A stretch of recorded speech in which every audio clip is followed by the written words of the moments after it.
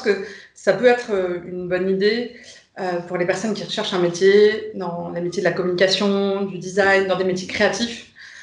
Pour autant, si on cherche à devenir auditeur dans un Big Four, je pense que c'est pas le bon format. On est peut-être un peu plus consensuel et que c'est un format qui est plus adapté à une diffusion pour moi sur les réseaux sociaux et qui ont vocation à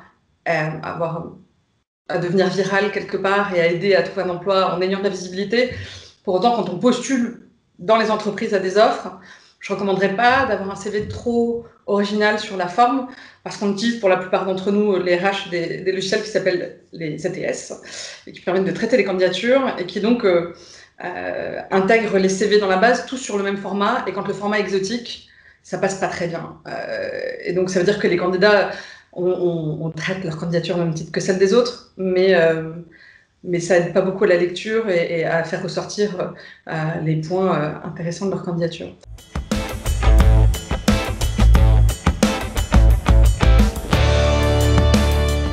Donc je dirais que quand on postule, avoir un CV Word où il y a les infos structurées de façon très classique quelque part, c'est bien. Maintenant, il y a plein d'autres façons de postuler que sur une offre qui est active.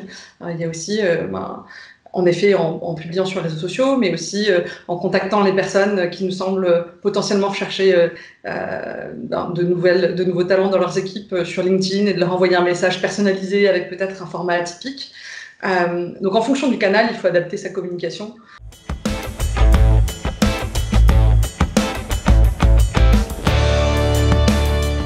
Et par ailleurs, on voit beaucoup aussi de personnes qui essayent de faire le buzz, mais quelque part, je pense que si on le fait, il faut le faire bien et prendre du temps, le faire très proprement et réfléchi, et pas trop tard après avoir entendu. Je pensais notamment à une vidéo que j'avais vue sur... je pense que vous voyez quelqu'un qui avait fait un bad buzz, je ne sais même plus son prénom, mais la question est vite répondue. Est-ce que tu préfères faire pitié et prendre le bus tous les jours, ou commencer très rapidement à faire de l'argent avec moi grâce à ton téléphone et pouvoir peut-être acquérir ce genre de véhicule haut de gamme? Moi, je pense que la question, elle est vite répondue. Je pense qu'on pourra retrouver la référence. Il y a eu une multitude de candidatures avec des références à cette vidéo-là. Ceux qui se sont faits immédiatement après et qui l'ont bien fait, c'était drôle. Quand on le fait 9 mois plus tard, ça l'est un peu moins. Donc je sais que fait, c'est mieux que parfait, mais il faut quand même bien le faire. Donc ne pas forcément se jeter sur la brèche en se disant que ça va être cool. Life.